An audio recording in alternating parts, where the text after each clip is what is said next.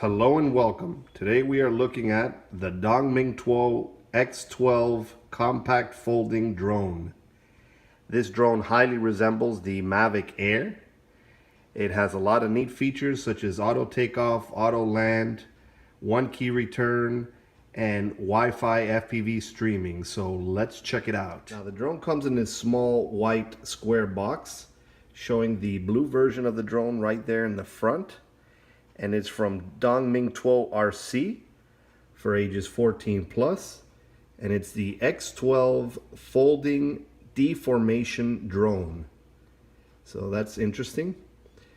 And right here at the bottom, you can see a listing of all its features, such as its HD 720p camera, auto hover, 6-axis gyro, so on and so forth.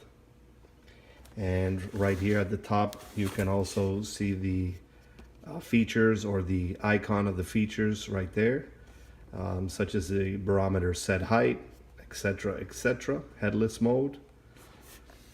Here in the back, you can see the same drone, but folded or compacted there.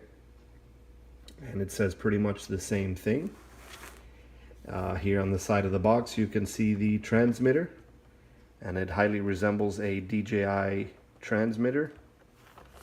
And the drone itself resembles a DJI Mavic Air. Here it says folding deformation drone. And that's about it. Here on the side, it does show that it comes in an array of colors such as blue, red, white, and black. And it does have 3 camera options: a 640p, 720p, and a 1080p. This one right here is the 720p, 2 megapixels, I believe. And that's about it. So without further ado, let's open it up and take a look inside here. So right here, we can see the baggie of little accessories here, like the propeller guards, spare propellers, the charger, a screwdriver, so on and so forth. And we've got a plastic cover here. And then on the right hand side here, we have the transmitter here. Pretty cool. And it has the folding antennas, which are, I believe, just for aesthetic purposes. And they're not really utilized. But pretty cool nonetheless. And here we have the compact folding drone. So here's how it looks when it's compacted. And you can fold this out in any direction. So that's pretty cool. And inside it has its battery. And I believe down here we have the instruction manuals and a brochure for the app. So pretty cool. So now let's organize all this and take a closer look at the contents of the box. Now, taking a last look at the contents of the box, we have the drone itself. Inside the drone, we have its 3.7 volt 1000 milliamp LiPo battery, 4 spare propellers, a screwdriver, spare screws, 4 landing legs that you attach, 4 propeller guards, the transmitter, the USB charge cable for the drone's battery, and the instruction manual and brochures. So now let's take a closer look at the drone. Now, taking a closer look at the drone, this is a very sleek looking drone that highly resembles a new DJI Mavic Air, as you can see. And it's nice and compact and lightweight. And right here in the front, it has its 90-degree tilting 720p HD wide-angle lens camera. And this model does come in a 640p and a 1080p camera. Right here in the front, you'll see both its headlights. And in terms of lights, it basically has this rear red light here and these 2 front headlights. So no lights on the legs. So okay for orientation, but possibly could have been a little better. This is a brushed motor quadcopter. And it does have these little landing leg or skid attachments here that you simply just wedge in there. So they're little plastic pieces that you just simply snap into place, and they give you 4 little landing legs, which are pretty good. And as you can see, this is a folding quadcopter, and you can fold it starting with any direction. So if you want to fold the rear legs first, you just fold them like this at the bottom, and then you would fold the front ones like so. Now notice that with the little attachments, it doesn't quite go all the way, or it's a little obstructed there, as you can see, but it does work here, as you can see there. It's a little awkward having the little landing legs, so you definitely should remove those to fold it. But once you have those removed, it definitely folds a lot nicer. But yeah, you can fold this in any, starting with any legs, either from the front or the back. It doesn't really matter. But as you saw, the rear legs do fold downwards, while the front legs just fold to the side like that. So kind of an interesting design there. And this quadcopter does not take any SD card. It looks like there was space there for an SD card slot, but it really just leads to electronics there. There's really no true SD card slot in there. So you definitely don't want to insert one in there because you might lose it. But all the video footage taken from this quadcopter is recorded directly to your mobile device, which unfortunately may give some lag and interference.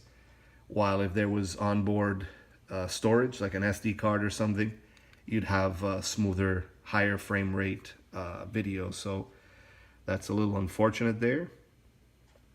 As you can see here, there's its antenna, its Wi-Fi antenna. And right here is its battery. It has a 3.7 volt, 1000 milliamp LiPo battery here. And it does have a proprietary charger right here. So basically what you do is right here in this little port, you just insert this, and then it's red, and then there's a red light, and then when you charge it, it's turned off, and then it'll indicate that it's fully charged. Now the battery does take around an hour to 90 minutes to charge, and it does provide the quadcopter with like a 10 or 11 minute flight time, so not too bad there. And right here is its on-off button, so you would just simply press that, keep it pressed, and it will activate the quadcopter, and then you just press it again to turn it off. And that's essentially it. The propeller guards are real easy to just snap on, and to remove the propellers and install them again, you have to simply unscrew that screw in the middle, and there are 4 extra spare screws that come with this package. And that's essentially it for the drone. So now let's take a closer look at its transmitter. Now, taking a closer look at the transmitter, this is a very compact, sleek looking transmitter that highly resembles some of the newer DJI transmitters, like for the Mavic Air and Spark. In the back, it does take 3 AA batteries, like so, 3 AA batteries. And going over the controls a little bit, right here in the center is its on-off button. And to bind it to the quadcopter, you simply push the left throttle stick up and down. And of course, this is the left throttle stick and right rudder stick. This is the auto takeoff button, the auto land button. These arrows here are the directional trims. And then right here at the top, we have this button right here is either for headless mode, or if you long press it, it will do a 1-key return. This button right here is supposedly the photo and video button. So if you long press it, it should start recording video. If you short press it, it will take pictures. But if you have the Wi-Fi version of this quadcopter, it could be that this is inactive. This is the flips button. So when you push that, you should hear some beeps. And then you could move the rudder in the direction you want the quadcopter to flip. And last but not least, this is the rates button. So you have 3 rates of speed. So that's essentially it for the controller. It is very comfortable and well constructed. The antennas are foldable, but unfortunately these look like aesthetic antennas. They're not really utilized. But the quadcopter still gets around 100 to 150 meters worth of range. And down here, you will find the portion where you can put your mobile device or cell phone right here at the bottom. And as you can see, it's pretty spacious for a big cell phone, but definitely not a large tablet. So that's essentially it for the transmitter. Now let's take a closer look at setting this up for a first-time flight and its app. Now, setting up for a first-time flight is pretty straightforward. Once you have a fully charged battery inserted in the drone and fresh batteries inserted into the transmitter, you first want to turn on the drone by pushing its on-off button right here at the top and keeping it pressed. Once you see the lights blink, you want to turn on the transmitter like that, and then you want to bind the transmitter to the drone by putting the left throttle stick up and down like so. At that point, you should see the lights go solid. Next, it is recommended to calibrate the gyros. So with the quadcopter still and not moving on a flat level surface at the ground level, you simply want to move the left throttle stick and right rudder stick down and out like so. And you should see a quick series of blinks, and then it'll go solid. At that point, you're bound. The gyros have been calibrated. And then now you just have to simply connect to the app so that you have your Wi-Fi feed. Now, one quick note on this model that I received. I did notice that calibrating the gyros did have the drone offset, and so it tended to drift to the right and back, and so I always had to trim it out.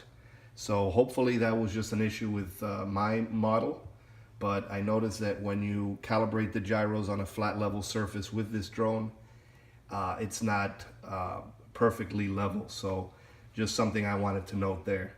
So now let's connect to the drone's Wi-Fi and look at the app. So once in your mobile device's Wi-Fi settings, you want to look for an entry that says HTS dash, and it'll have a serial number, and you want to connect to that. And initially there is no default Wi-Fi password, so you simply connect to this HTS Wi-Fi entry, and that'll connect to the drone. And then at that point you can launch this app right here, which is HTUFO, right here, HTUFO, and that's in either the iOS or Android app stores. And so you would launch that, and initially you will enter this screen right here, and right here on the left there's some help documentation for the app. And then right here on the right, there's some settings here on 720p interface preview, SD card setup capacity, but unfortunately this model doesn't have an SD card, so none of that will apply, software version, so on and so forth. But the main one you want to enter is this one right here, the one in the center.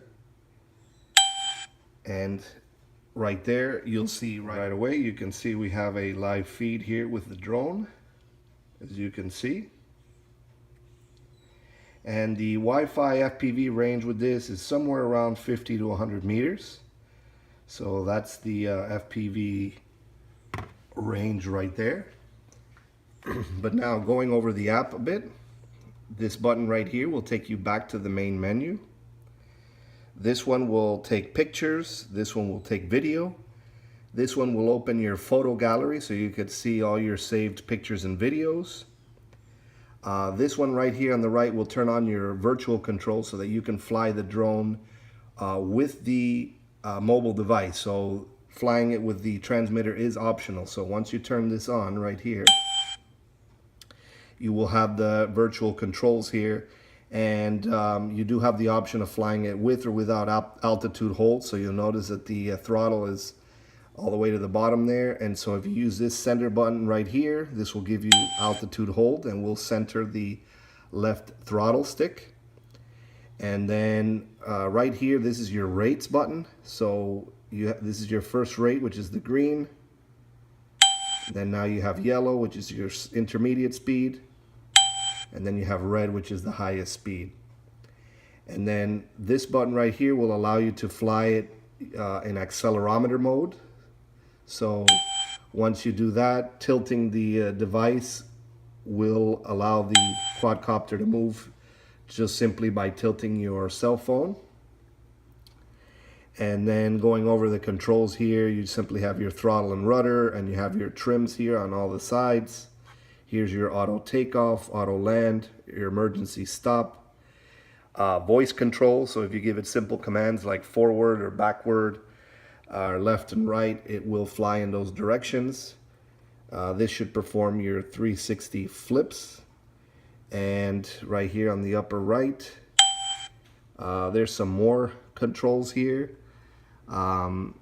This will put it in 3D goggle mode or FPV mode, so you can put the mobile device in a FPV goggle and then fly that way through FPV. This will reverse the video feed, so if you want to flip it upside down, you're free to do that. I believe this one turns on and off the lights on the quadcopter. This one will allow you to draw waypoints, so you can actually draw a pattern there and the quadcopter will fly that pattern. And then this one, I believe, will calibrate the gyros. This one is headless mode, and then this is the one key return, I believe. So those are essentially the controls there. Overall, a neat little flyer. Unfortunately, since it doesn't have an SD card, the video is just simply a live stream and sometimes can be choppy and not have the best frame rate. And as I noticed with this particular model that I received, the calibrated gyros leaves the quadcopter a bit unlevel, so I always have to trim it out, while other ones simply perfectly balance out once you trim the gyros. So just two things I noticed there, but aside from that, once everything's trimmed out and flying, it is a nice little flyer and pretty fun. So now let's take her for a flight and see how she performs.